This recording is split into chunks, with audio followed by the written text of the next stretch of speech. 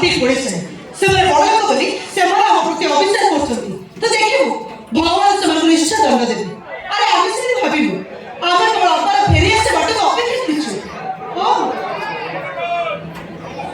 ए देख मुझसे परे कथा ना ना लेट होछि न से रसे करबो तम हाथी रे मोबाइल उठा चावल पड़ी परिबो आपण सार अछन कि जो आपण बहुत वर्ष तो जानि सार को दीटा छी तमे पढ़ना सन मु सान कि जो आपण परिचय परिचय जणे के व्यस्त खाई कौन अपरिचित लोक बोली कथा खराब लागुछि कि नहीं नहीं बाबू छाड़नी तो हां कथा ले धीरे धीरे जानि जीवो मत कथा कर तम हांडी रे मोबाइल चावल पड़िबो कि ना आपण मते हमरे खाइबे आमे तो गरीब कि जो आपण तो कौन तो मोबाइल को तमे के जाय लोक मोबाइल सब सब मन छी हां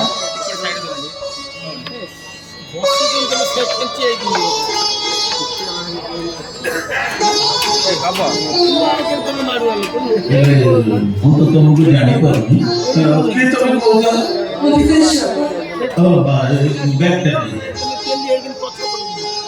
किछ कहलो विजय परिचय न देले तो हो जाने कि होती परिचय तो निश्चय देबे सर हेले ता पूरा आपण गोटे पुना कथा मन पके दो हां हां को कथा कहन को 20 वर्ष तळे आपण तो स्कूल गोटा घटना घटिଥିଲା हां चाकरी काल भितरे एमती छोट बड़ा अनेक घटना घटी जाई तमे को घटना कथा कहउछ दशम श्रेणी रे पढुतमा जन छात्र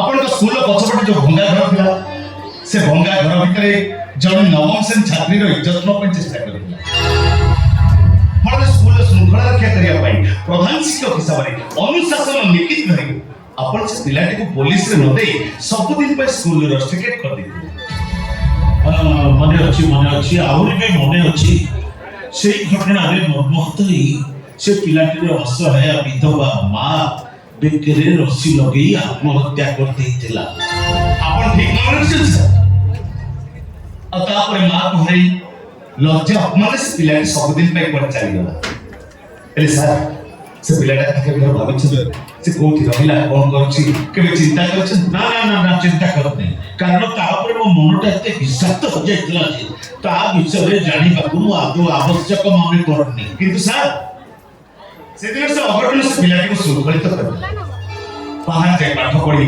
आदर्श श्रृंखला को पुंजी करी से जन भलमणि से कर दिगा आपण जानले आश्चर्य हेबे से पिलाटी गोटे कंपनी रो मैनेजर तो को तुमी ये कथा कोन सत सत सर अच्छा सर से पिलाटी ना आपण को मन अछि ता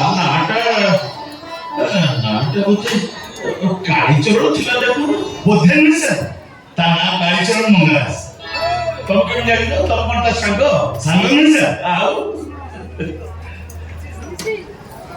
मु निजे ही से कालीचरण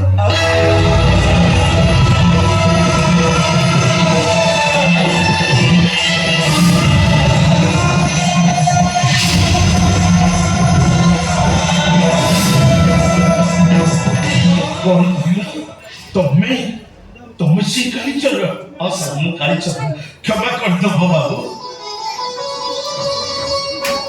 क्षमा कर दो बाबू विश्वास करो कौन से उद्देश्य रखी मु सदिन तुम प्रति दंड विधान करनथली जन प्रधान शिक्षक भाବରେ मात्र मु जहा मोर कर्तव्य करथिली नहीं सर आपण निजे को अपराध में कहीं मन करछु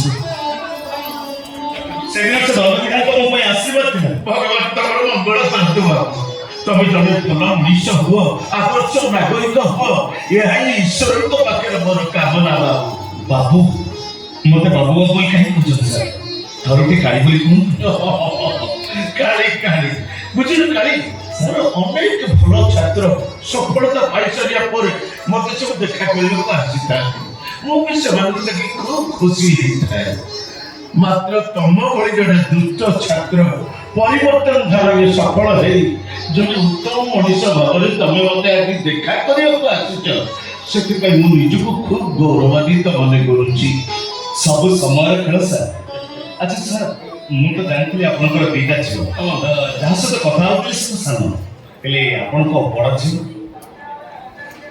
କଥା କଣ କହିବି ବିଚାରି ହତଭାଗ୍ୟ ଏମିତି କାହିଁ କହୁଛନ୍ତି ସାର୍?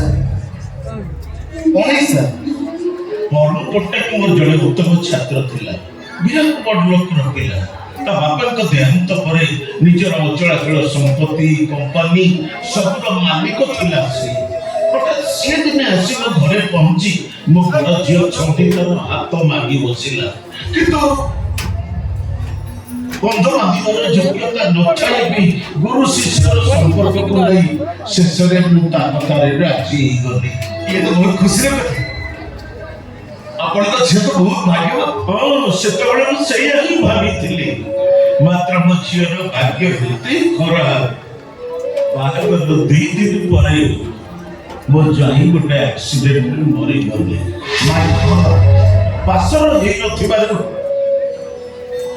ମୋ ଝିଅକୁ ମୁଁ ଫେରେଇବାକୁ ଇଚ୍ଛା କଲି, ମାତ୍ର ବରୁଣରୁ ଦାଦା ରଣବୀର ପଟ୍ଟନାୟକ କିଛି ଦିନ ସମୟ ମାଗି ମୋ ଝିଅକୁ ତାଙ୍କ ଘରେ ରଖିଲେ। ହେଲେ ତାର 15 ଦିନ ପରେ ମୁଁ ଶୁଣିବାକୁ ପାଇଲି ମୋ ଝିଅ ତା ଶାଶୁଘର ଛାଡ଼ି କୁଆଡେ ଚାଲି ଯାଇଛି। ଥାନାରେ ଅଭିଯୋଗ କରିଥିଲି, ବର୍ଷେ ହେଇଗଲା, ନା ଝିଅକୁ ଫେରି ପାଉଛି ନା ଥାନା ବାଲା ମତେ କିଛି କହୁଛନ୍ତି।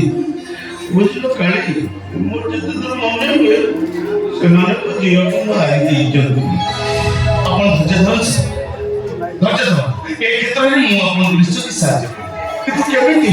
କାହିଁକି ନା ମୁଁ ସେ ରଣବୀର ପଟ୍ଟନାୟକ କମ୍ପାନୀର ମ୍ୟାନେଜର।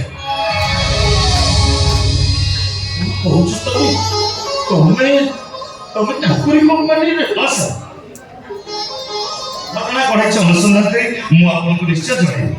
ଏତିକି ଯଦି କରିପାରନ୍ତେ ତାହେଲେ ମୁଁ ବହୁତ ଖୁସି ହେଇଯାଆନ୍ତି। ନିଶ୍ଚୟ କରିବି ସାର୍। ମୁଁ ଆପଣଙ୍କ ଜଣେ ଛାତ୍ର ବୋଲି ବି ବହୁତ ପ୍ରିୟ।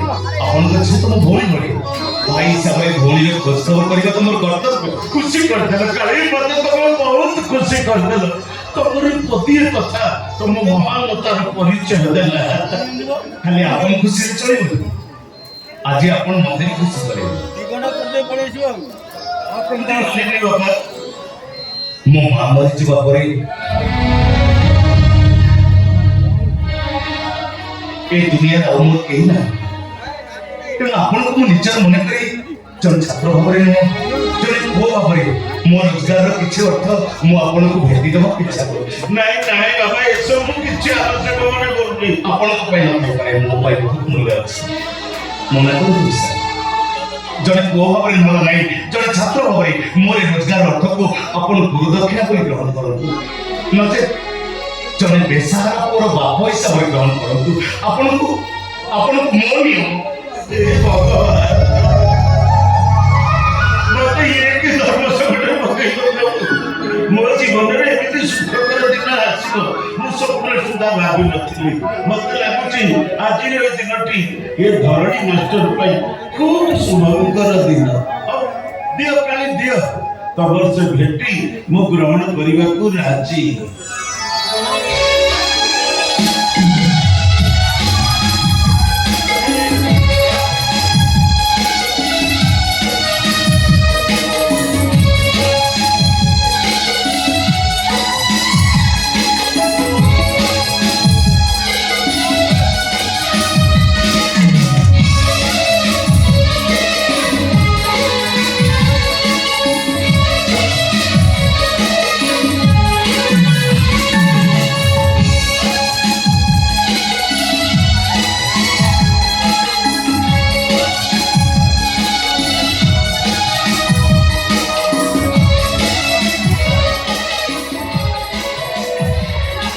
ବୁଝିଲୁ ମା, ମୋର ଆଜି ବିଶ୍ୱାସ ଆସିଗଲା।